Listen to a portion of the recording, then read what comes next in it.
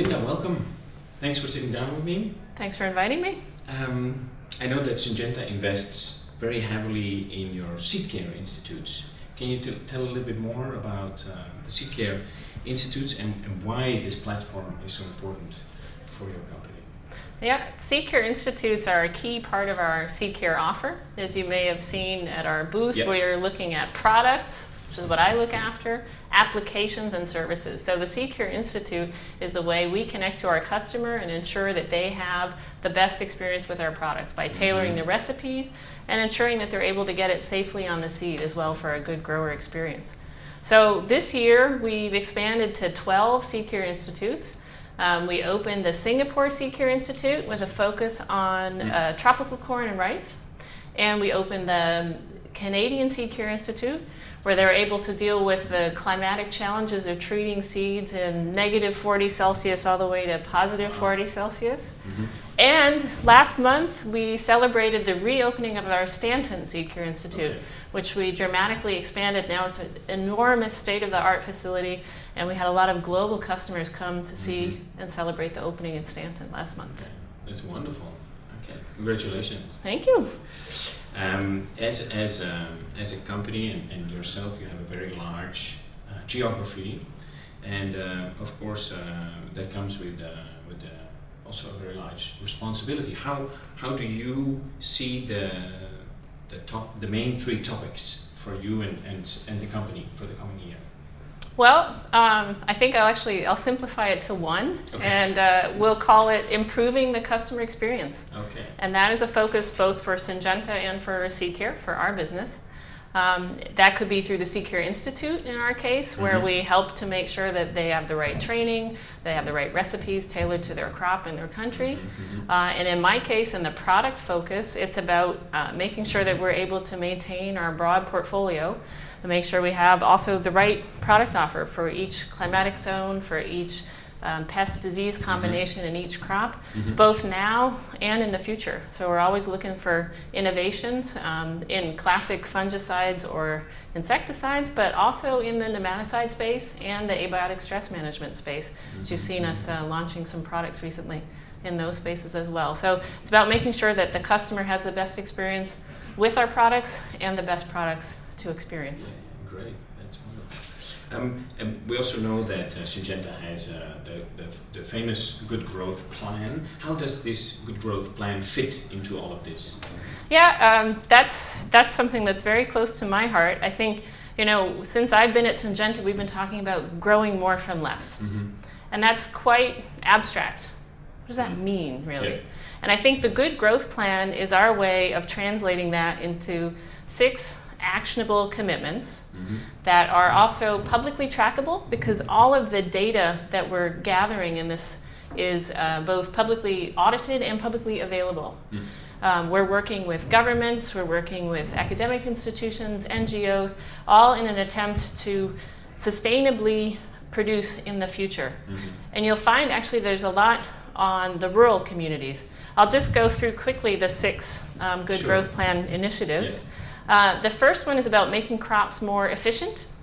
And here we have an objective. Again, this is started in 2013 and we're going for 2020 to achieve our objectives. We want to make crops 20% more efficient with less input. Okay. Without increasing input. That's the correct way of saying it. So 20% more efficient, no more fertilizer, no more chemical inputs, no more water, but get everything to up a level 20%. Yeah. The second one is about rescuing farmland, and here we have a 10 million hectare objective. And this would be more in marginal areas. So that would be places where maybe you want to go to min-till. And here Seedcare can really help, because if you go to min-till, you've got more disease pressure, you've got more soil pest pressure, and the Seedcare treatment can help protect for that first 30 days and make the transition to min-till but more successful. The third one is about enhancing biodiversity. And here we have a target of 5 million hectares. And again, seed treatment can be a great way to help achieve this because it's a targeted treatment on the seed and reduces the need to go through and spray in the first month. The fourth one is really around smallholders. And I think a lot of the Good Growth Plan is about helping the smallholders. This one is about reaching 20 million smallholders and increasing their productivity by 50%, 50, which is quite a dramatic commitment, I have to say. But again, for me, seed treatment is at the heart of so many of these because part of what happens if you're a smallholder is you maybe have lower quality inputs, lower quality seeds, and then you have a disease. And then it's finished. You haven't even started. So here again, the Seedcare business, I think, is helping Syngenta to meet those goals. The fifth one is about staying safe.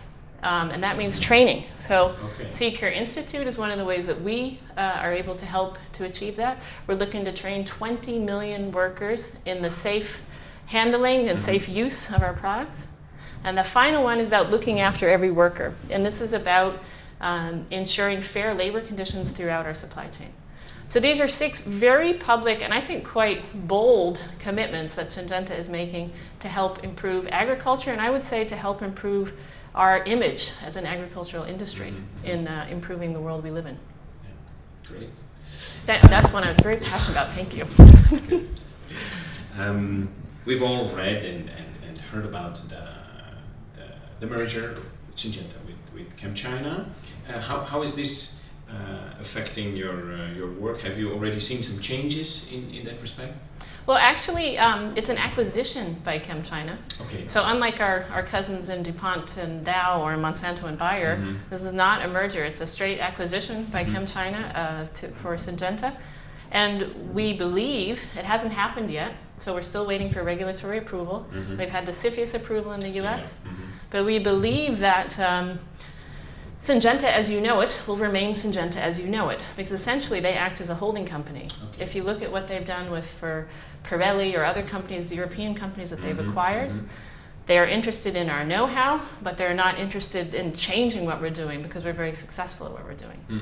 So we actually think as Syngenta that we're in a really great place because we're essentially going private, which in principle should mean you're able to think more long-term about R&D investments and less quarter to quarter chasing your numbers, chasing your results. You're still driving for results, but you've got one big shareholder, and you can say, I'm investing in R&D for the long term.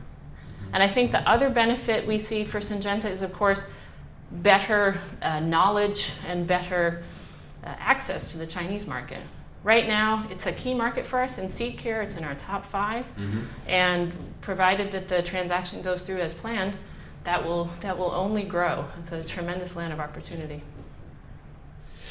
So in your daily work, I would assume you talk a lot with the producers around the world, and you hear from them all of the concerns, amongst others, on the primary issues that are bothering them, and how does this help you in a crop protection standpoint?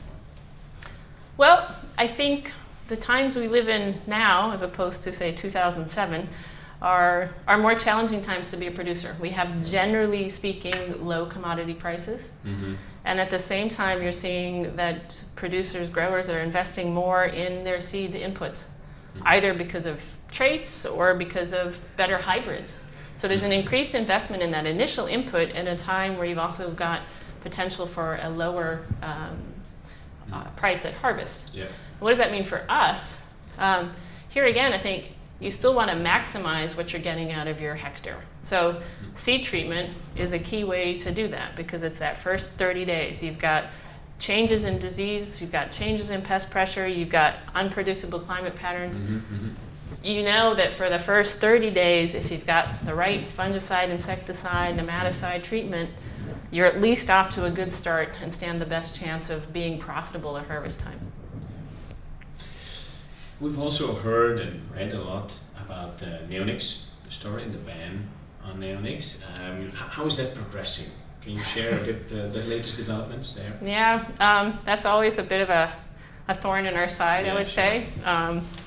Look, I think the status is in 2013 we had the European restrictions on neonics and seed treatment, which chiefly hit corn, oilseed rape, sunflower. The remaining key uses were really around winter cereals and sugar beet, as well as some vegetable uses and greenhouse. Now, that was 2013, and it was meant to be, as you might recall, a 2-year restriction while they investigated new data. There's been no change, so that restriction still stands. We have been working to supply new data to try to get some of our uses back. For example, in oilseed rape, we've resubmitted a whole panoply of information around nectar, pollen, guttation, dust, to show that continued safe use should be supported. So there's no change from 2013. There's only been one change for the worse in the meantime, which is, of course, this summer. You'll know the French, unfortunately, voted, after a lot of back and forth between the two chambers, they've now really voted to ban, in this case, ban, as opposed to restrict, ban the use of neonicotinoids across all crops, both foliar and seed treatment uses in 2018. So permanently, non-revocably, but with some derogations potentially till 2020. And I think while it's frustrating and sort of sad for us as an industry to lose our most modern and efficient technology, it's worse for the growers. Because it's not like they can go to the toolkit and take something else out. There's nothing there. If you look at corn, of course we've got force, we've got tefluthren as a soil pest protector. It's okay, it's great given there's no neonics. But if you look at oilseed rape, there is no seed applied insecticide available for the oilseed rape growers. And we've done some studies with them in the last few years to see how this is affecting them. We interviewed over 600 growers and advisors in the UK, Germany, Hungary. And we said, how's this affecting you? And we found that they've got 50% more sprays. So because you're unable to control the flea beetle, for example, with your standard neonic seed treatment, now you've got to go through and spray a pyrethroid, usually several times because there's increasing resistance, and that's the only tool left. So they've got more sprays, more cost, less yield, and we've also seen a decrease in the acres planted over the last couple years since the restrictions have come into place, because it's just not interesting or profitable to grow it anymore without that good start that you get from the neonicotinoid seed treatment. So it's a sad story for the industry, but it's I think even worse for the growers who have nothing else to choose from. Thank you. Sorry to end on such a depressing note, but thanks for taking the time to talk with me today. Okay, thank you.